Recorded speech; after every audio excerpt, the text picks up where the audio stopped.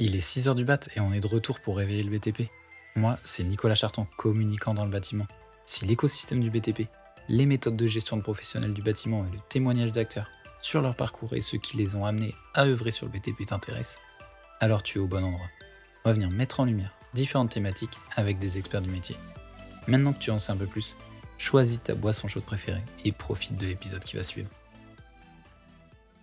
Bonjour à tous, il est 6h du mat et on se retrouve pour un nouvel épisode, un épisode où je me suis déplacé chez l'invité. J'ai franchi la frontière entre le département de Loire-Atlantique, le plus beau département de France, et l'Ille-et-Vilaine, que je considère pas forcément comme le plus beau département de France, pour des raisons de rivalité sportive. Et en tout cas, c'est un plaisir quand même de me rendre ici. Je suis assez content d'aller à Rennes quand même, puisque je suis accueilli chez Legrand, du coup, au siège régional de chez Legrand, pour un épisode avec Mathis Timatelec. Salut Mathis. Salut Nico.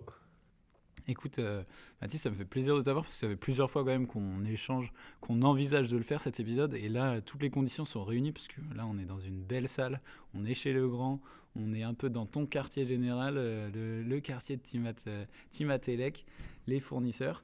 Et du coup, on va faire un épisode sur lequel on va reprendre pas mal de sujets. On va reprendre un peu ton parcours jusqu'au bâtiment, quel corps d'état tu fais, quel chantier tu fais, c'est quoi le quotidien d'un élec aussi.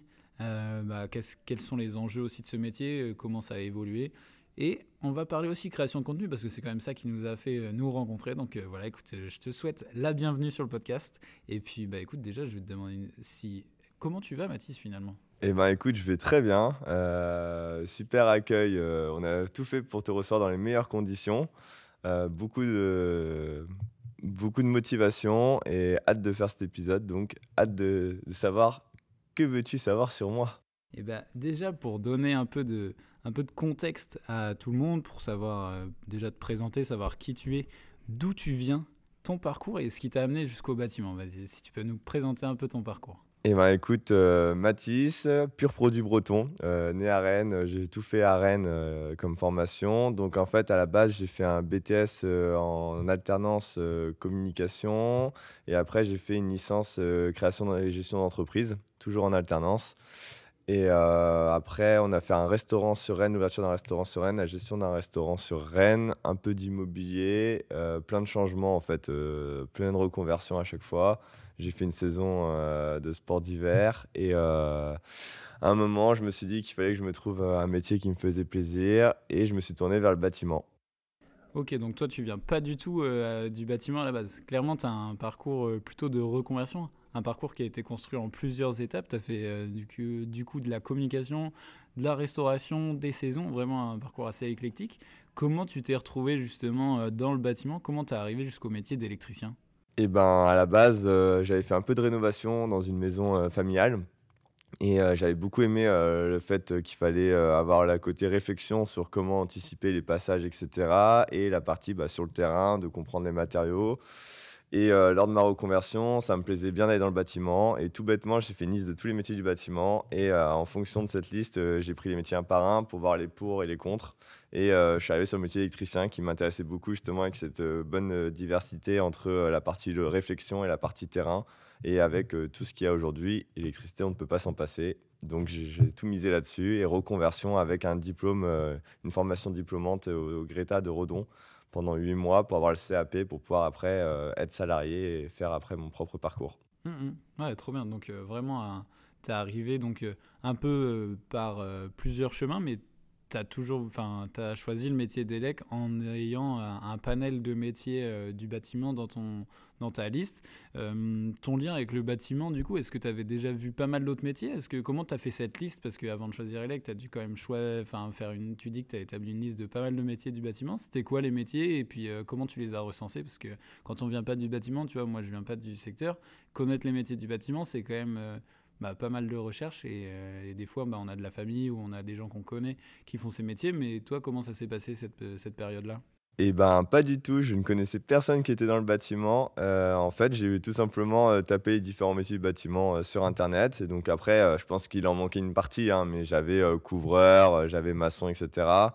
Et pour des choix, météorologiques pour certains, pour des choix physiques et cetera, je me suis tourné vers la partie électricité qui me plaisait vraiment beaucoup, qui était un métier qui fait un peu peur aux clients parce que, bah, l'électricité, c'est invisible. Et donc du coup, c'est comme ça que le choix s'est fait. Pour valider le choix, j'avais une seule personne que je connaissais dans le bâtiment qui était plombier lui, mais par OK. contre dans sa société, il y avait d'électricité aussi. Donc je lui ai demandé de faire un stage, avec, Pôle emploi pour pouvoir vérifier si le projet convenait à l'image que j'avais aussi du métier avant de lancer la reconversion professionnelle. Ouais, hyper important ça aussi de quand tu entames une reconversion ou même quand tu veux faire, je trouve les métiers du bâtiment, les métiers, de métiers manuels, c'est d'aller faire une expérimentation avant. Parce que si tu fais pas d'expérimentation, comment te dire si ça te convient ou si vraiment l'idée que tu as du métier, c'est celle que tu veux faire bah, pendant les 10 prochaines années, tu vois, ou 5 prochaines années, je sais pas combien de temps, mais tu t'engages pas pour 3 jours quoi, quand tu fais une reconversion. Donc c'est important de savoir vers quoi tu t'engages. Quoi. Bah, tout à fait, en fait, de toute façon, c'était demandé par Pôle emploi parce qu'il y avait Ouais, vraiment un virement sur le choix de métier à faire ouais, et bien sûr. même pour soi, comme tu dis, pour vérifier que ça correspond aux attentes qu'on a parce qu'on peut avoir une image qui peut être biaisée d'une manière ou d'une autre. Donc, se retrouver sur le terrain, là, j'avais 2 semaines de mise en situation où je faisais, bah, 2 semaines de chantier et ça permettait de valider pour être sûr de vouloir faire un CAP parce que pareil, je m'engageais sur 8 mois pour faire la reconversion et cetera. Donc, autant anticiper et bien préparer la reconversion plutôt que de se retrouver au dernier moment, à aller vite et, et peut-être se dire, ah bah en fait, ça me correspond pas et j'ai perdu un an de ma vie en fait à faire un truc qui ne m'intéresse pas forcément au Mhm. final. Oui, après, bah, il y a une invitée qui m'avait dit ça sur le podcast, qui était, enfin, c'est une remarque qui m'avait bien marqué parce que j'étais en train de me, elle avait un parcours de reconversion aussi, et puis je me suis dit, mais en fait, est-ce que tu n'aurais pas voulu faire ça plus tôt, machin, t'as fait pas mal de choses dans ta vie, comme toi un peu, Mathis, mais elle m'a dit, mais tu sais, tout est expérimental dans la vie, donc en fait, c'est peut-être les expériences que j'ai fait avant qui m'ont amené sur les métiers du bâtiment aussi, donc au final, c'était bien d'expérimenter, de savoir ce que tu voulais faire, mais tu perds pas un an de ta vie quand tu testes un nouveau métier. Enfin, c'est mon avis là-dessus, mais je pense que tu dois être assez OK là-dessus, vu que tu en as fait pas mal aussi dans ta carrière. Quoi. Exactement, en fait, c'est plus de se dire, bah, en fait, d'avoir une image d'un métier pendant un an et de se dire: «Ah bah, ça ne me correspond pas au final». Mais après, moi, chacune de mes expériences que j'ai faites, ça m'apporte quelque chose aujourd'hui. Que ça soit dans la formation que j'ai fait, bah, gestion et création d'entreprise, bah, ça correspond aujourd'hui à Team Atelec. La partie quand même communication, bah, ça me sert aujourd'hui. En fait, chacune de mes expériences me servent encore aujourd'hui. Donc c'est plus de se dire pendant un an: «Ah, je vais faire ce métier, ça va ressembler à ça» et quand on arrive devant l'objectif, en fait, ça correspond pas et là, il y a la déception qui peut être assez grande. Donc, c'est vraiment de bien anticiper le projet sur une reconversion. Aujourd'hui, il y a plein de méthodes pour faire une reconversion. Il y a quand même plein de techniques pour pouvoir apprendre et savoir si ça nous correspond vraiment. Mais si on a envie de faire une reconversion, il ne faut pas hésiter, c'est sûr. Ouais, bah très bien. On a posé les bonnes bases du parcours de Mathis, du coup, jusqu'au bâtiment. Maintenant, ce qui va m'intéresser, c'est de savoir un peu bah, l'état actuel des choses. Donc, tu as fait une reconversion, donc tu as forcément eu des expériences pour te mettre un peu bah, l'expérience de côté, de ton côté, l'expérience en élec. Tu as bossé directement à ton compte ou tu as quand même bossé avec une autre entreprise, histoire de se faire la main aussi sur certains circuits, certaines choses à apprendre du métier, puisque comme tu dis, électricité et électricien, c'est pas anodin comme métier, ça, c'est quand même assez important le panel de la construction, quoi. Et ben, du coup, une fois le CAP validé, donc j'avais des périodes de stage dedans qui m'ont conforté dans mon choix. Et en fait, l'entreprise avec qui j'ai fait mes stages et ma mise en situation avec Pôle emploi m'a engagé directement derrière. Donc, j'ai fait 3 ans en tant que salarié derrière. Ça m'a permis vraiment d'avoir les bases.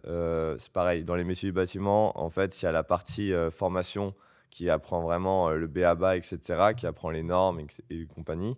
Et après, il y a vraiment la partie sur le terrain où là, pour moi, il faut passer par la partie salariée parce qu'on fera des erreurs, c'est sûr. D'avoir des gens qui ont de l'expérience à côté, ça change tout. Donc 3 ans en tant que salarié et ensuite la création de Team Atelec derrière pour Mhm. pouvoir voler de mes propres ailes. Ouais, donc maintenant, là, ça y est, donc après tout ça, t'es devenu ton propre patron, quoi. Tu agis à ton compte sur le métier d'électricien. C'est le seul corps d'état que tu fais, du coup, électricien, électricité? Tout à fait. Bah, étant issu d'une reconversion, j'ai préféré me spécialiser d'abord dans mon métier. Il y a déjà beaucoup de possibilités à travers du métier d'électricien. Il y a plein de spécialisations derrière. Et donc, d'abord, la priorité, c'était de se dire, OK, je maîtrise un sujet. Le but, c'est vraiment de performer dedans, de montrer même à mes confrères et à mes pairs que je maîtrise mon sujet.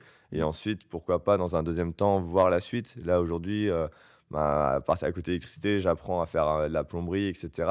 mais je le propose pas aux clients. Moi, mon Ouais. métier, c'est électricien. Pour mes Mmh. clients, c'est électricité et c'est tout. Mmh. Et tu fais quel type de projet? Tu es plus sur du particulier, du professionnel? Tu fais quoi? Tu fais un peu les 2? Eh C'est ben, quoi j'ai la le chance, d'être multicasquette. OK, Je fais aussi bien du particulier que du professionnel, du neuf, de la rénovation ou du petit ouais. tertiaire. Après, bah, voilà, sur des bâtiments commerciaux, on va rester quand même à la taille d'1 personne vu que je suis tout Ouais. seul dans l'entreprise. Mmh. Donc je vais pas te faire des grands bâtiments, mais par contre, je vais être capable de te faire, des unités commerciales de 300, 400, 500 mètres carrés, sans problème. Et donc c'est le fait d'être multicasquette me permet aujourd'hui d'avoir beaucoup de travail dans un contexte qui est un peu compliqué pour certains dans le bâtiment aujourd'hui. Ouais, c'est clair que, bah, là, du coup, il y a un petit ralentissement, enfin léger. On va dire léger, mais non, un vrai ralentissement quand même sur, les nouveaux chantiers, notamment sur le particulier où, bah, l'accès à la propriété est un peu plus compliqué, donc moins de construction, moins de chantiers et on est plus sur, bah, des chantiers de rénovation, hein, en ce moment clairement, notamment sur les parties énergétiques, remettre un peu à niveau tous les parcelles, des bâtiments, faire en sorte que le DPE soit, plus entre A et C qu'entre D et EF+, quoi. Clairement, c'est ça.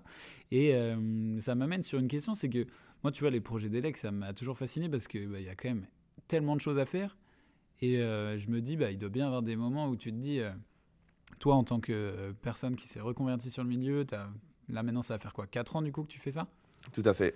Donc 4 ans que tu fais ça, est-ce qu'il y a un projet dont tu te souviens, tu vois, est-ce que tu as en tête un chantier qui t'a sorti de ta zone de confort et que tu t'oublieras jamais, soit un projet qui t'a marqué au début, soit un projet qui t'anime en ce moment, ou je sais pas, est-ce qu'il y a un des projets que tu aimerais bien nous raconter, parce que l'élec sur certains projets, ça peut être quand même des choses assez folkloriques, quoi, comme on dit. Et ben, c'est tout bête comme projet, mais le premier qui m'a vraiment marqué, c'est qu'au final, bah, en tant que salarié, j'étais toujours accompagné par, mon mentor, qui était, mon patron et cetera. Et j'avais l'impression que, en fait, je maîtrisais le sujet, que j'étais capable de faire une maison tout seul. Et donc un jour, en fait, il m'a tout simplement dit: «Bah, écoute, tiens, les plans et tu arrives sur la maison et tu te débrouilles».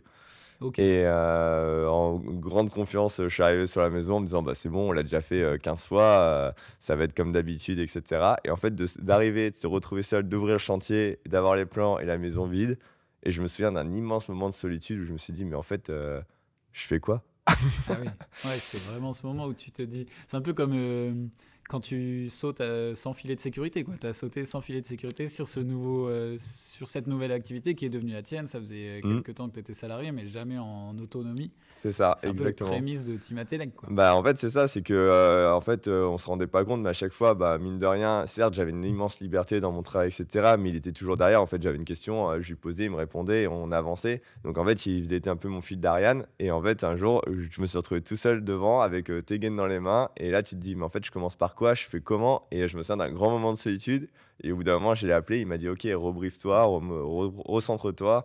Et après, du coup, la maison, je l'ai faite toute seule, ça s'est très bien passé. Mais ce petit moment de doute où en fait tu te rends compte que tu prends la confiance rapidement, on Ouais, est avec, quelqu'un de confiance à tes côtés, et au final, t'es pas encore si près que ça à pouvoir te lancer tout seul, et il ouais. fallait franchir ce pas-là parce que, j'aurais été confronté un jour ou l'autre de toute façon. Ouais, bien sûr. Comme on dit, il faut couper le cordon. C'est un peu parce qu'il faut aussi couper des câbles, toi, en élec. Donc, ça tombe bien.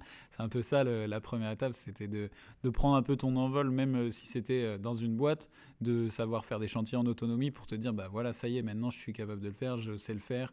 Et par contre, bah, en effet, si tu as besoin d'aide, bah, faut pas hésiter parce que du coup, tu avais encore la possibilité de demander de l'aide aussi, puisque tu étais dans une boîte, quoi. Bah, tout à fait, et j'ai eu beaucoup de chance, hein, dans l'entreprise où j'étais, où, dès le début, je leur avais dit que le projet final, c'était de monter mon entreprise. Et donc, dès le début, on s'est super bien entendu avec mon patron. On travaillait, sur des projets en plus, il me faisait réviser, vraiment, il m'a fait un accompagnement en or, et il m'a permis justement petit à petit de prendre mon autonomie pour m'aider à faire, derrière, le projet de Timatelec. Donc, souvent, on me demande la date, le nombre d'années en tant que salarié qu'il faut, qui est recommandé. Je dirais pas qu'il y a un nombre d'années, vraiment défini. C'est plus en fonction de ce ressenti et comment ça se Ouais. passe, la relation aussi avec les patrons. Moi, je savais que le jour où je quittais cette boîte-là, c'était pour monter ma boîte, c'était pas pour changer d'entreprise, quoi. Ouais.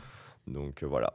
Ouais, c'est bien, mais est-ce que tu es encore en contact avec cette boîte-là, avec ton mentor? Parce que du coup, bah, c'est quand même une relation assez spéciale que tu as nouée aussi avec eux. Mmh. Tu dois quand même te dire, bah, enfin, c'est hyper important, je pense, surtout quand j'imagine que toi, au début, quand tu as démarré en tant que reconversion, quand tu n'arrives pas de la formation initiale et tout, tu dois un peu chercher des repères à la fois sur le terrain, mais à la fois aussi avec les personnes que tu travailles. Tu vois, tu as besoin Mmh. d'avoir des mentors, des personnes qui t'aident à à aller à décoller un peu de tes propres ailes? C'est quelqu'un avec qui tu es encore en contact du coup? Eh ben, écoute, on est en très, très bon contact parce que hier on est allé au Mans sur un salon et on y allait tous ensemble dans un seul véhicule et par exemple, on fait souvent un repas, avant les vacances d'été. On Ouais, va y aller et cetera. Donc oui, on est en très bon ouais, c'est trop contact, on bien. se tient au courant et c'est top parce que si demain j'ai une question, je sais que je peux la poser. Si demain il a besoin, on peut toujours, trouver des arrangements et cetera. Donc non, non, j'ai eu beaucoup de chance et je les remercie beaucoup, ils le Ouais. savent. Ouais, je pense que c'est ça, hein, c'est beau. Enfin, moi, je le remercie aussi parce que c'est un peu grâce à lui aussi si on est en train d'enregistrer ensemble. Mais c'est trop bien de se dire que bah, dans un métier ou dans une période d'entreprise où bah, les recrutements sont compliqués, où les personnes que tu formes, bah, t'as pas trop envie qu'ils partent, t'as pas envie de servir un peu de centre de formation pour tout le monde ou pour les nouveaux entrepreneurs. Mais c'est trop bien que tu aies pu avoir rencontré quelqu'un qui t'ait laissé faire ça et surtout qui était hyper impliqué dans le fait que tu apprennes bien et que tu apprennes seul et que tu te retrouves bah, justement dans ce projet que tu avais de créer ta boîte en parfaite autonomie et il te lâchait pas un peu dans le vide, quoi. Trop bien. Bah, c'est ça, ouais. Et puis, du coup, c'était du donnant-donnant. Moi, j'aurais dit, tant que j'étais dans votre boîte, parce que c'était 3 associés, je fais comme si c'était mon entreprise, donc je me donne à corps et âme pour la boîte. Et en échange, bah voilà, c'était du donnant-donnant et c'est ça qui marchait bien. Et du coup, c'est sûr que c'est plus que des simples patrons aujourd'hui à mes yeux. C'est des personnes en or, elles m'ont fait ma reconversion et tout. Ouais. On s'entend très bien. Le but, c'était pas, quand je suis parti, on a fait les choses bien, etc. Pareil, pour pas les mettre dans l'embarras ou quoi que ce soit. Et c'est ce qui fait qu'aujourd'hui, on est capable d'aller boire des verres ensemble sans problème. Ouais. Des liens forts, du coup, dès tes premiers chantiers, dès tes premiers pas dans les lecs. Il y a une autre activité que tu fais pas mal aussi, parce que c'est comme ça qu'on s'est connus, c'est l'activité de réseau, de partage et de création de contenu. C'est quelque chose qui t'a pris comment? Comment tu t'es dit, à quel moment tu t'es dit, tiens, en plus de ma reconversion, qui est un sacré projet, de la création de ma boîte, je vais aussi partager énormément de contenu sur les réseaux, sur la partie élec, sur la partie chantier, etc. Et ben, comme on disait, j'avais pas vraiment de repères dans le monde du bâtiment, je connaissais pas grand monde. Donc, en fait, le but, c'était d'apprendre différentes techniques. Je voulais vraiment, pendant ma reconversion, le but, c'était vraiment de travailler à fond dessus, d'être vraiment d'optimiser mon temps et bah, d'être dans une entreprise où j'apprenais énormément, c'était très bien. Mais du coup, j'apprenais que les techniques de cette entreprise-là. Et je m'étais dit, en fait, via les réseaux, ça me permettait de voir d'autres électriciens dans la France qui partagent aussi leur quotidien, etc. Pour les réseaux, en fait, c'est une technique de il faut donner pour recevoir. Et donc, au début, j'ai commencé comme tout le monde, hein, je faisais une photo, une publication basique. Un jour, j'ai fait une story, mais sans montrer mon visage, où j'expliquais rapidement. Et au fur et à mesure, en fait, je me suis pris au jeu. Et d'avoir des retours positifs de d'autres créateurs de contenu, d'apprendre énormément via eux. Ça m'a motivé à passer le cap. Et après, bah, le but, c'était de créer vraiment une identité, donc une identité Team Atelec, qui a été créée quand j'étais encore salarié au final. Ok. J'avais Ouais, déjà trop le bien. nom. En fait, au début, j'avais mis un nom temporaire et au final, le nom était déjà trouvé, Team Atelec. Et après, du coup, c'était de créer cette communauté, cette famille, en fait. Et du coup, c'était de trouver la phrase d'accroche aussi. Et après, au fur et à mesure, on est devenu ce qu'on est aujourd'hui, donc Team Atelec avec la fameuse phrase Hello les petits vagos, qui cartonne. Exactement. Et tu vois, j'aurais presque dû la mettre en début d'épisode au lieu de changer. J'aurais dû changer mon intro et mettre Hello les petits vagos, il est 6 heures du mat, parce que c'est vrai que cette accroche, on l'attend en fait finalement, même quand on suit les contenus que tu fais sur les réseaux et autres, on se dit, bah tiens, est-ce qu'il va nous faire le fameux Hello les petits vagos? Est-ce que c'est quelque chose que maintenant, t'es un peu comme Steph Aria avec qui j'avais discuté, qui fait le Et salut. Est-ce que maintenant tu peux, enfin c'est pas que tu peux plus t'en passer, mais en fait vu que les gens attendent cette phrase, c'est quelque chose que tu fais de manière un peu automatique. Bah, c'est ça, c'est vraiment une phrase qui me plaisait. En fait, c'était avec des collègues, etc. Et je voulais trouver une phrase d'accroche, comme il y a plusieurs créateurs de contenu, hein, comme tu disais, il y a Stépharea, il y a Son of Metallery, où c'est Hello les petites limailles, etc. Où Ouais. c'est les petites limailles. Donc il y en avait plusieurs, en fait, et ça crée une identité. Mm, Et mm. aujourd'hui, oui, c'est naturel, en fait. C'est Hello les petits vagos. Quand je vais en salon, c'est pareil, cette phrase-là qui ressort. Le week-end, les gens, quand ils vont dans des supermarchés de bricolage, ils m'envoient des photos des Ah ouais, trop wagos. bien. On m'appelle le chef wago, le grand wago. C'est Énorme. assez énorme. Donc, ça a vraiment créé cette sensation de famille. Et c'était le but, c'est que je partage mon quotidien. Et mon format préféré, c'est les stories, du coup. Ouais.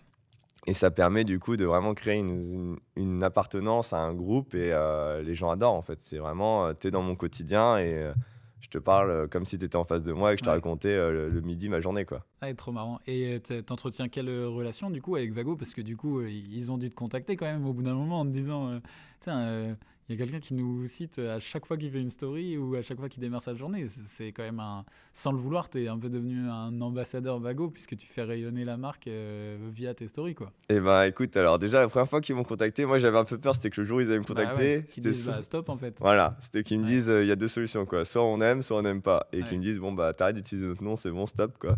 Et au final, le premier message que j'ai eu, moi, je les avais déjà identifiés plusieurs fois, etc., histoire quand même qu'ils puissent me Ouais. découvrir, parce que, bah, on est quand Ouais, c'est pour même. ça, hein. C'est pour ça qu'on le fait aussi, c'est pour être vu aussi, tu vois. Voilà, ça, en fait, ça, il y avait une correspondance, que sinon, je voulais un truc qui était en rapport avec le matériel électrique. Donc j'avais Hello les petits dominos, mais c'est plus à l'ancienne. Donc Hello les petits Vago, ça passait très bien. Et puis en Ouais. plus, le terme Vago est pas très connu, donc ça m'aidait Mhm. vraiment d'être centré électricité. Et quand ils m'ont contacté, en fait, le premier truc qu'ils m'ont dit, c'est qu'on dit pas Wago, parce qu'avant je disais Hello les petits Ah, Wago, on dit ah, les c'est petits vrai. Vago, en Ok, fait. ouais. Ça a été le premier contact, mais après, non, ça se passe très bien. On commence à avoir une très bonne relation, etc. Il n'y a jamais eu de problème là-dessus. Et on espère qu'il y aura d'autres projets avec eux. On a fait un petit concours avec Dwitch et Vago il y a quelques Ouais, mois. c'est vrai. Et du coup, on va voir la suite. Ça serait un honneur de pouvoir continuer avec eux cette aventure. Ouais, parce que bah, c'est vrai que c'est une aventure que tu as créée, construite de toutes pièces quand même. Parce que, en fait, là, si je rebondis un peu sur les choses que tu as racontées sur la création de Team Atelier, en fait, tu étais presque dans un projet intrapreneurial dans la boîte où tu étais en formation plus finalement. Ah ben, c'est pour ça que je dis que c'était des personnes en or, parce que du coup, bah, j'ai dû demander leur autorisation quand j'ai créé mon Instagram, Ouais, bien sûr. partager les chantiers de l'entreprise, etc. Au début, bah, c'était un peu compliqué de savoir ce que je pouvais filmer, ce que je pouvais pas filmer, etc. Donc, il fallait trouver les repères. Et par exemple, j'ai pu faire l'enregistrement avec Brut sur la reconversion professionnelle. Et Ouais. j'étais salarié à cette époque-là Ah encore. oui. Donc, devait trouver un chantier qui correspondait aux attentes de la communication. Il fallait trouver aussi l'accord avec l'employeur. Ils savaient que pendant cette journée-là, bah, j'allais moins travailler parce que bah, du Ah coup, bah oui, oui, bien sûr. Ouais. voilà. Et donc, c'est pour ça ils m'ont vraiment laissé. Ils ont trouvé ça excellent. Eux, ils trouvaient ça très drôle. Ils voulaient pas être affiliés forcément, mais ils Ouais. m'ont laissé carte blanche pour continuer dessus. Et Ouais, bien sûr. ils adoraient suivre mon contenu. Donc, au final, en fait, oui, c'était ça. En fait, toute la préparation de Team Atelec a été faite quand j'étais salarié, pour que le but, c'était que quand ma rupture conventionnelle soit définie, on soit directement prêt à Ouais, travailler sur direct. terrain. Ouais. Mais on était un peu sur le. Enfin, je sais pas, j'en connais pas beaucoup, mais c'était un peu l'incubateur de l'électricien, quoi, finalement. C'était un petit incubateur où on te partage la technique, on te forme jusqu'à créer ton entreprise et dès que tu es prêt, hop, tu décolles. Mais c'est incroyable d'avoir eu ce Ouais. genre de parcours quand même. Ah, c'est pour ça que j'en suis très reconnaissant. Mais en fait, bah, ça a très bien matché dès le début, où vraiment c'est super entendu. Moi, Mm. j'avais été clair avec eux. Et voilà, ce que je disais, c'est du Comme ça que ça se fait. donnant-donnant. C'est Voilà. de l'humain, quoi. C'est de l'humain, c'était du donnant-donnant. Ça a bien matché avec bah, les trois associés et moi et même le reste de l'équipe. Et en fait, l'ensemble a fait qu'il y a eu cette osmose et on s'est tous tirés vers le haut. Et aujourd'hui, c'est génial parce que Ouais, ouais, c'est clair. on reste ensemble. Et maintenant, du coup, donc les réseaux, c'est un peu ton deuxième métier. Et ça te prend combien de temps comment tu répartis le temps que tu es sur le chantier, sur les réseaux? Comment ça se passe pour toi? Parce que l'activité de chantier, c'est quand même très prenant. C'est pour ça qu'il y en a qui partagent, mais des fois, bah, ils vont disparaître pendant genre 2 jours, 3 jours, parce que bah, quand tu es sur chantier, bah, il faut produire. Donc clairement, tu peux pas être tout le temps avec ton téléphone à la main et prendre des stories, faire du contenu. Comment tu t'organises et combien de temps ça te prend? Bah alors là, c'est une très bonne question qui revient très souvent. Les réseaux sociaux prennent énormément de temps. En fait, ce qu'il faut, c'est vraiment optimiser chaque instant presque de sa journée. Les stories, ça prend pas très longtemps à faire, hein. C'est un Ouais, format d'une minute. Voilà. Au final, moi, je les retravaille jamais. Souvent, je fais le rush, ouais, direct. impro, ça passe. Souvent, ça correspond à ce que je veux expliquer. Et puis voilà. Après, ce qui prend énormément de temps, en fait, c'est toute la création de contenu un peu plus poussé, donc les Ouais. réels et publications Mm. avec les légendes. Faut faire Ah marcher oui, oui, c'est l'algorithme. clair, ouais. Tu connais très bien Mm, ça. mm, mm. Et surtout, c'est de répondre aux gens, en fait. Ouais. Aujourd'hui, j'ai un très bon taux d'engagement sur mes stories, avec la relation que j'ai avec mes followers, parce que je prends le temps de répondre, de vraiment pousser Ouais. la conversation avec. Et ça, c'est ce qui prend le plus de temps, Mm, pratiquement. mm. Et en moyenne, sur une semaine, juste les réseaux sociaux, parce que moi, par exemple, j'ai pas d'Instagram personnel, moi. Ah oui, ok.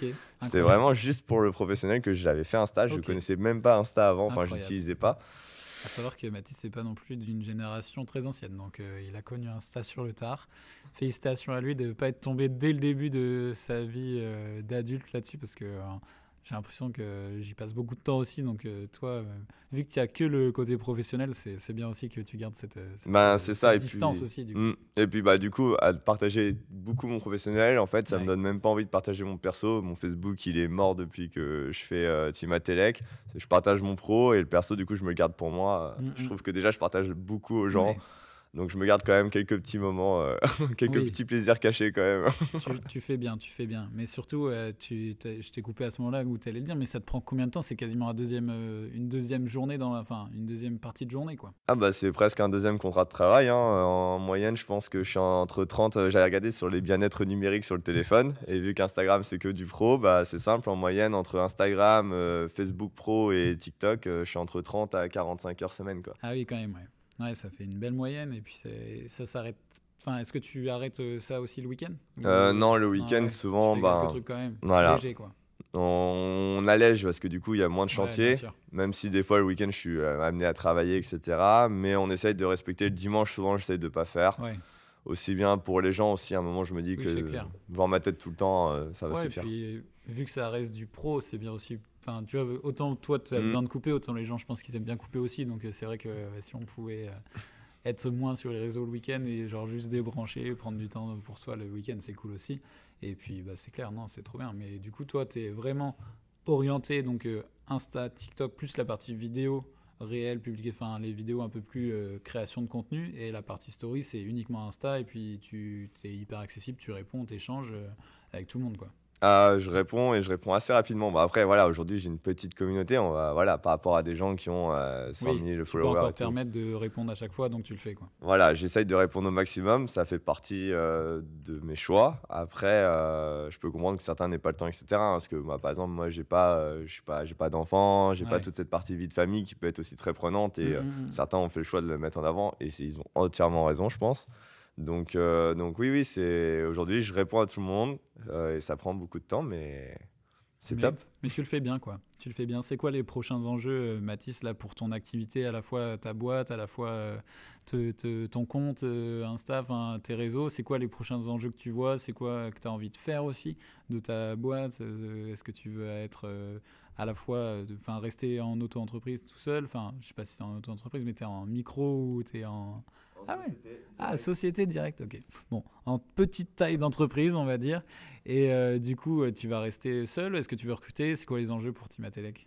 Pour Team Atelec, là, c'était la première année. Moi, j'ai commencé du coup Ah, ok, ouais, je septembre, croyais que c'était fin un peu plus. septembre. Ok. Donc là, c'est tout jeune. Ouais, Là, la ouais. boîte, elle a 7 mois en fait. Ok, ok. C'est assez fou. Félicitations, Donc, dans 2 mois, tu auras un enfant Team Atelec. c'est ça, j'aurai mon premier enfant Team Atelec. Donc vraiment, le but, c'était de se faire connaître et d'avoir du travail, hein. On démarre Ouais. tous. Et donc là, déjà, cette partie-là, c'est plutôt bien. Maintenant, c'est de réussir à doser l'équilibre vie pro, vie perso. Parce qu'aujourd'hui, Ok, ouais. j'ai beaucoup trop de travail presque par rapport à ce qui est prévu. Ok. On va pas se plaindre, hein, c'est des très bons problèmes. Oui, c'est un très bon problème, Euh, mais qu'on veut balancer Voilà. au bout d'un moment. C'est On de veut trouver cet contrebalancer un peu ça. équilibre, d'arrêter de vouloir tout prendre très rapidement, de pouvoir dire aux gens qu'il y a du délai, etc. Et que ça fait Savoir dire non aussi. savoir dire non aussi, donc de pouvoir choisir ses chantiers, et ce qui est un réel Mhm. luxe, hein, dans le métier du Ouais, c'est bâtiment, se dire non, ça m'intéresse pas ou je le sens pas, je le prends pas. Donc pour Team Atelec, ça va plus être de faire, de stabiliser le navire, on va dire. Ok. Et après, dans un deuxième temps, ça serait de pouvoir commencer dans la suite logique stagiaire d'abord, Ouais. voir comment ça se passe, d'intégrer quelqu'un au projet Team Atelec. Mhm. Après, pourquoi pas alternance, et ensuite, dans un futur, peut-être 2 années, un salarié. Ouais, avoir même presque retransmettre aussi tout ce qu'on t'a appris, tu vois, faire entretenir ce parcours de transmission que tu as eu au début. Tu aimerais bien aussi le faire pour toi au sein de ta boîte, avoir quelqu'un à qui tu peux aussi permettre de se lancer, enfin peut-être pas de se lancer, mais au moins d'apprendre le métier et de faire tout ça, quoi. Tout à fait, ouais, hein. Moi, par mes différentes expériences avant, j'avais fait pas mal de formations, de recrutement, etc. Et c'est une partie que j'adore, le côté humain, de pouvoir Ouais. transmettre des techniques, du savoir. Et donc, le top, ça serait d'avoir quelqu'un que je puisse former de A à Z, comme je travaille, à ma manière de travailler, qui, je pense, n'est pas trop mauvaise d'après les retours que j'ai. Ok. Et donc, pouvoir l'avoir et faire l'aventure Team Atelec avec, pourquoi pas, justement, quelqu'un à côté, quoi. Mhm. Bah justement, ça me permet d'embrayer sur une question que j'aime bien poser à ceux qui se sont lancés et ceux qui ont eu des parcours de reconversion ou qui sont arrivés sur le bâtiment, dans le bâtiment et travaux publics sur le tard, un peu comme nous deux finalement, à différentes échelles, puisque toi tu es sur le chantier et moi je les regarde de loin. Mais en tout cas, j'aimerais que tu me donnes ton avis là-dessus. Plutôt, si tu avais un message à passer à un jeune ou un moins jeune qui voudrait embrasser une carrière dans le bâtiment et travaux publics, ce serait quoi ton message, toi qui as justement choisi cette voie-là?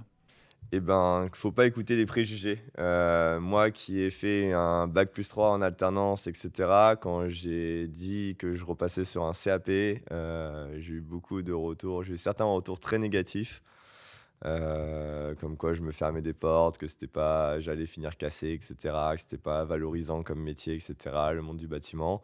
Et en fait, c'est beaucoup de préjugés. Aujourd'hui, le monde du bâtiment se réinvente totalement. Il y a aussi la jeune génération qui réfléchit complètement différemment par rapport à ce qu'on a pu connaître.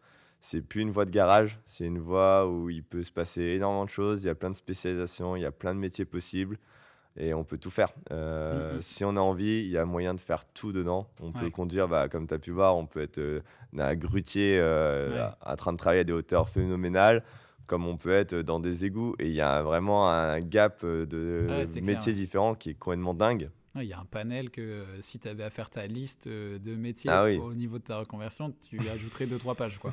ah, clairement, moi j'avais pris les métiers de base pour une maison d'un particulier. Mais Ouais. en fait, quand on voit tout ce qu'il y a, c'est fou. Et il y en a pour tous les goûts, en fait. Et Mhm. après, là, on parle que de la partie sur le terrain. Mais après, il y a aussi la partie Ouais. bureau derrière, etc., qui, pareil, est liée au bâtiment. On en Ouais, a bien sûr. besoin.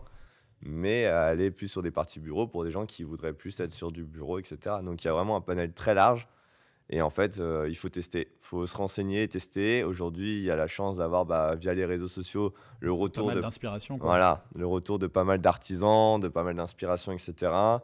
Via des podcasts, d'avoir justement des retours de pas mal d'artisans et de professionnels. Et ça permet de donner une idée et une tendance hyper Ouais, bien. au secteur. Et comme tu as dit, bah, du coup, tu as dit le bâtiment n'est plus une voie de garage. Bon, disons que quand on a eu les préjugés, on a pu le penser, mais en fait, je pense que ça ne l'a jamais été et ça s'est ancré sur des idées reçues de voie de garage, de tu fais ça quand tu es plutôt en échec sur la partie études, que tu veux travailler très vite, que tu veux faire pas mal de choses. Et au final, bah, on se rend compte qu'il y a énormément de personnes qui se reconvertissent actuellement dans le bâtiment. Franchement, c'est un truc de fou, le nombre de gens qui ont fait un métier pendant 10 ans et qui au final se sont dit en fait j'ai plus envie de faire ça, j'ai plus envie d'être dans les bureaux, j'ai envie d'être sur le terrain, j'ai envie de faire des choses de mes mains. Moi je trouve qu'il y, y a un gros enjeu pour les nouvelles générations et même pour la mienne, tu vois, entre 20 et 30 ans, c'est que pendant un moment l'idéal c'était d'avoir un bon job, etc., quand tu avais fait des belles études, etc. Et au final quand tu regardes, il y a eu le Covid qui a fait pas mal réfléchir et quand tu te retournais, que tu regardais ce que tu avais fait, tu avais l'impression de ne pas avoir fait grand chose finalement, de ne pas avoir eu un impact. Et je trouve que justement pour les nouvelles générations qui cherchent du sens aussi dans leur métier, des valeurs aussi de travail et de concret, quoi. Quand tu fais du bâtiment, quand tu fais de l'électricité, quand tu fais toi un chantier, en fait tu te retournes à la fin de ta journée, tu as déjà vu ce que tu avais fait, il y a des choses qui bougent et c'est tangible, quoi. Donc c'est hyper cool de s'orienter vers une carrière comme ça. Et du coup, bah, on passera le message que tu as donné. Puis, s'il y a quelqu'un qui veut, d'ici quelques temps, rejoindre Team Atelec aussi en stagiaire ou que Mathis lui transmette un peu tout ce qu'il a appris, bah, peut-être que si je laisse les liens de Team Atelec sur l'épisode, il y a quelqu'un qui contactera à la suite. Et puis, pourquoi pas, au final. Eh ben, exactement, mais t'as tout dit. Il faut du concret, en fait. Les gens ont envie de concret aujourd'hui et le Covid l'a beaucoup mis en avant. Donc, c'est ça, c'est d'avoir, de travailler avec ses mains, de retourner justement au travail des mains. Et on se rend pas compte, mais d'être chef d'entreprise dans le bâtiment, bah, il y a la partie gestion aussi, la partie Ouais, bien sûr. administrative, il y a la partie terrain. Et en fait, c'est vraiment un ensemble de compétences qui est hyper intéressant. Et pour les demandes de stage, j'avoue que j'en ai eu beaucoup cette année. Mhm. Et là, bah, c'était le lancement, etc. Et je Ouais, pouvais pas on prendre. attend un peu, quoi. Voilà, je préfère assurer d'abord la première année de Team Atelec quand même, parce que voilà, c'est quand même une autre manière de travailler aussi quand on a un stagiaire. Mhm. Mais après, dans le futur, oui, c'est sûr que on y passera. Trop bien. Et il va me rester une dernière question, puisque toi, tu es un auditeur assidu du podcast, tu sais très bien quelle question je vais te poser. On arrive à la fin de l'épisode, c'était un bel épisode, on a parcouru un peu ensemble ton parcours, les chantiers, les réseaux, un peu tout ce que peut mêler la vie de Mathis au quotidien. Mais il va me rester une dernière question, si tu avais à inviter quelqu'un, toi, sur le podcast, si tu avais quelqu'un que tu avais envie d'entendre réveiller le BTP avec moi, qui ça serait et pourquoi tu trouves que cette personne aura le profil pour réveiller le BTP? Alors, j'en ai un en tête, c'est les jointeurs. Ok, Damien. Il est en Vendée ok, je depuis vois, ouais. pas très longtemps. Il a un profil incroyable. Ce mec a une énergie incroyable. Lui, il va bien réveiller le BTP, c'est sûr. Ok, Et en plus de ça, il fait un métier qui est très méconnu, qui est le métier de jointeur, ouais. Bah, qui n'est pas reconnu comme métier aujourd'hui mm, et qui a un gros problème. Et je sais qu'ils sont plusieurs, parce que ils sont plusieurs que je suis, qui se battent pour ça, pour être reconnus ok. en tant que métier indépendant du métier de plaquiste. Et Mm, du coup, c'est un parcours qui est hyper intéressant et il fait du travail de dingue. Donc, ouais. je pense que c'est la personne nickel pour faire ça. Bah écoute, c'est très bien que tu cites un jointeur. Et je vais même me permettre de dire jointeur, jointoyeur et bandeur, parce que j'ai Voilà. enregistré très récemment avec Dylan Touzé, du coup, qui fait ce métier, qui en vendait aussi. Et du coup, là, on enregistre le 30 mai, on enregistre le 30 mai, et l'épisode sera déjà sorti ou sera en cours de production. Donc, vous pourrez retrouver justement un épisode sur ce métier, puis on ira en chercher un autre avis, du coup, avec les jointeurs. En tout cas, merci Mathis de m'avoir reçu, et merci à Legrand de nous avoir reçus aussi, de nous avoir permis d'enregistrer dans des conditions plutôt royales, hein, on va pas se mentir. On a été bien reçus. J'espère que tu as passé un bon moment sur le podcast et j'espère que vous avez apprécié cet épisode. Et en tout cas, c'était un plaisir de t'avoir, Mathis. Un plaisir de te recevoir et un plaisir d'enregistrer ça avec toi. Trop cool. Et bien écoutez, on se retrouve très très vite pour réveiller de nouveau le BTP. Si tu es arrivé jusqu'ici, merci beaucoup. C'était encore une bien belle occasion de réveiller le BTP. Tu peux d'ores et déjà transmettre de bonnes ondes à notre invité via les liens en description, en parler à tes collègues et sur ton chantier, et avant de passer au prochain épisode, si celui-ci t'a plu, n'oublie pas de t'abonner au podcast et à nous laisser 5 étoiles. Quant à nous, on se retrouve très vite pour réveiller de nouveau le BTP.